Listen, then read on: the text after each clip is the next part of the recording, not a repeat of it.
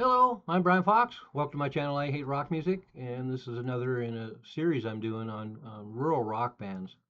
And rural rock bands are kind of country, folk, blues, rock, sometimes jazz, all mixed together. And there's a definite series of bands that kind of sound like that. Notable ones that people know are like Poco, the Eagles, American Beauty by Grateful Dead, some other stuff they did. Some of the Allman Brothers are a little kind of like rural rock, but mentioned Nitty Gritty. Pure Prairie League's another one.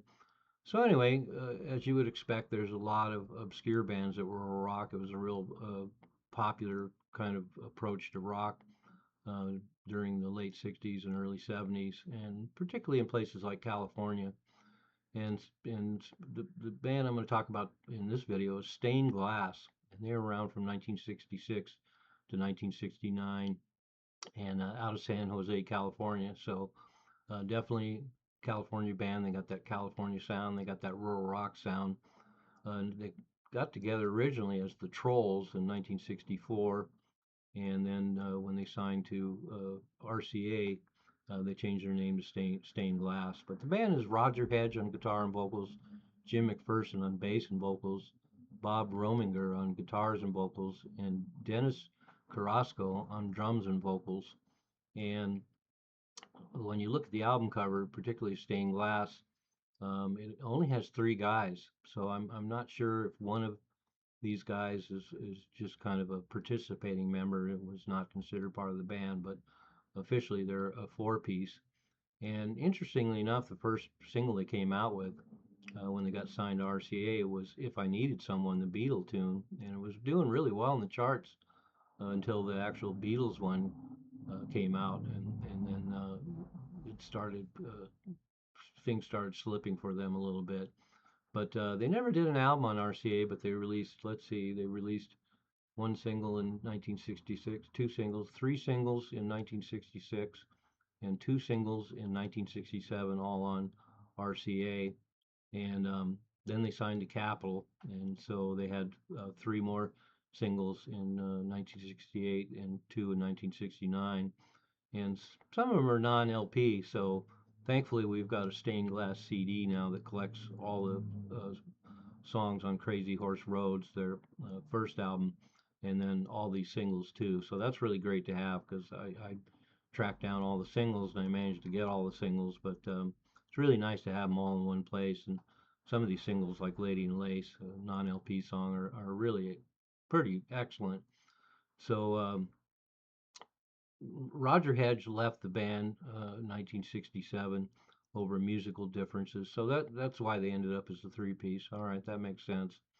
And then so 1968 was when Crazy Horse Roads LP came out, and that's pretty early to have this rural rock sound, and it's pretty solid. But certain elements of it strike me with that 1968 sound.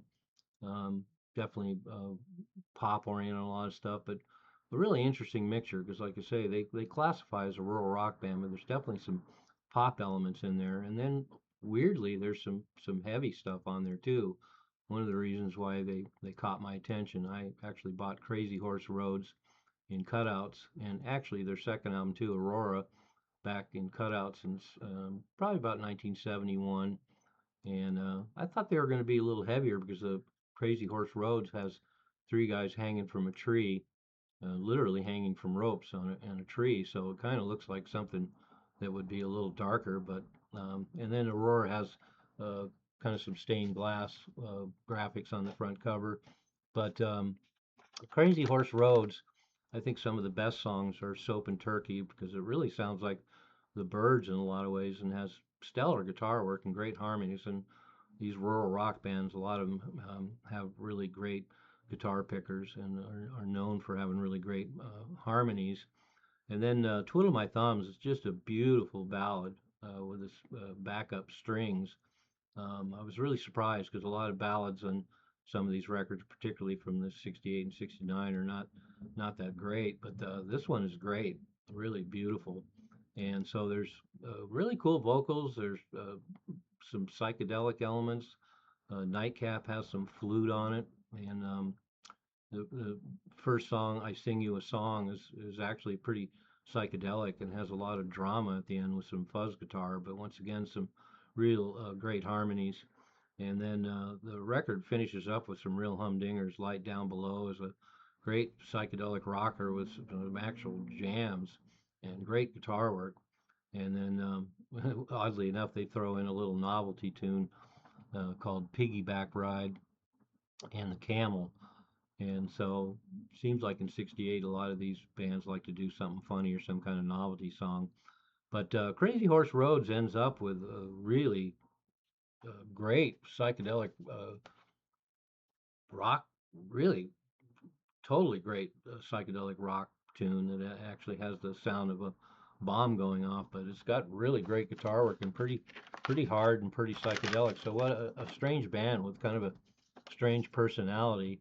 And then in 1969, actually, Bob Rominger left and was replaced with a guy named Tom Bryant. And so they had a different guitar player for the second album, but they continued the same format. Um, I should mention too, Jim McPherson, the bass player, ended up in John Cipollina's band Copperhead, so he did pretty well for himself. And so Aurora came out in 1969, and once again, it's the same kind of mixture as the first album. There's some real pop stuff, some real psych stuff, and then some really hard rockin' stuff. They do a really weird version of Jim Dandy, yeah, that same song that Black Oak did, but a funky country version. And harmonies just get that much more stunning on the second album. Common Thief sounds a lot like the band. There's a song on there called The Rubitzer, which is really a total electric rocker with some great jamming and great guitar work. Kind of reminds me of Bo Diddley, has that kind of Bo Diddley beat. Daddy's Claim, another great rocker with great, excellent two guitar work. Sweetest Thing is another rocker, which oddly kind of reminds me of Cream in a way, but a lot more rockers on this record, and definitely better all the way around. It's recorded better. That you can really hear the rhythm section's really capable. Really great guitar work. I guess the addition of Bob Reminger really kind of upgraded things. Songwriting gets better. It's a lot stronger record in songwriting, and there's less kind of psychedelic elements and less pop elements to it that makes it a better record as well. But they finish up the record with Madeline Ball, which is really funky in points, but is a real nice rocker and great two guitar work. And then it finishes up with the slam bam finish, the Necromancer, and it's an outstanding heavier rocker. Once again, kind of reminds me of Cream a little bit. Excellent two guitar work, and really great jams, pretty good. So so Stained Glass, I probably didn't do them a whole lot of justice. Like I had a lot to cover by them, but I will post the version of Crazy Horse Roads that has all the RCA singles and the non-LP singles on Capitol, so you get to hear all their work, and then the Aurora album will be posted below as well. But it's really great to have those singles because a number of them are non-LP, and all the work they did for RCA between '66 and '68, really cool songs. And so I'm really glad to have those all in one place now. And so you can check them out. And like I mentioned about a lot of these bands, um, particularly with a band like this with so many personalities, you really kind of have to sit down and listen to them from beginning to end. And if you get in 4 or 5 songs into the records and you're not that interested, that's understandable. They're definitely a second tier band, maybe even a third tier band in some places. So um, you can be forgiven for maybe not responding to this band. I think they're pretty good. I like their schizophrenic personality. I like the fact that they're kind of all over the map, and but they still qualify as rural rock ultimately, and definitely a band worth checking out. But if you don't like them, that's fine, and that goes for everything I post. Needless to say, I don't expect everybody to enjoy these records the same way I do. I know for a lot of people, they're expecting greatness, even from obscure bands, because there's a lot of obscure bands like Ursa Major that really are as good as anybody, first tier bands. But there's a lot of these bands that are second tier that have a lot of charms, have a lot to offer, and the more time you spend with the record, the more you might be able to get into it, even if you don't respond to it big time the first time. So anyway, blah blah blah. Stained Glass, definitely worth checking out. Two albums posted below. Find out for yourself. I'm Brian Fox.